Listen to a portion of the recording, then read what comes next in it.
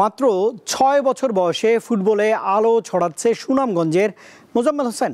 গোলরক্ষক হিসেবে এরই মধ্যে নিজের প্রতিভার জানান দিচ্ছে এই ক্ষুদে ফুটবলার।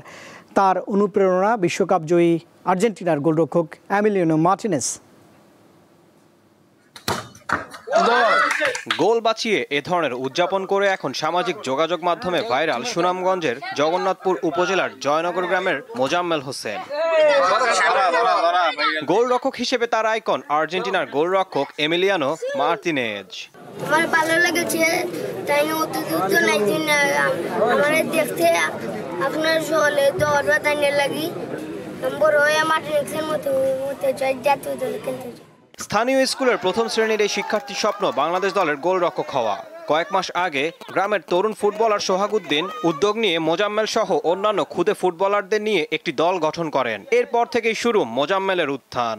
যে কোনো সময় তার বাইরে গেলে বা রাস্তাঘাটে বল নিয়ে একটা তার যে প্রতিভাটা ওটা দেখাতে চায়। আপনারা দেশবাসী যদি পাশে থাকেন, ইনশাল্লাহ আগামীতে আরো ভালো কিছু করতে পারবো।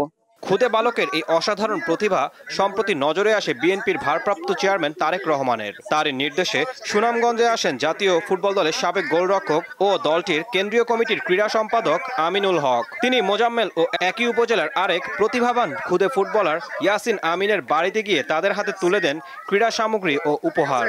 এই মোজাম্মেল এবং ইয়াসিনের জন্য আমাদের মাননীয় ভারপ্রাপ্ত চেয়ারম্যান জনাব তারেক রহমানের পক্ষ থেকে ওর পড়াশোনা এবং ওর খেলাধুলার জন্য পরিবারের সহযোগিতার জন্য প্রতি মাসে একটি করে আর্থিক অনুদান প্রতি মাসের 5 তারিখের ভিতরে পৌঁছে যাবে।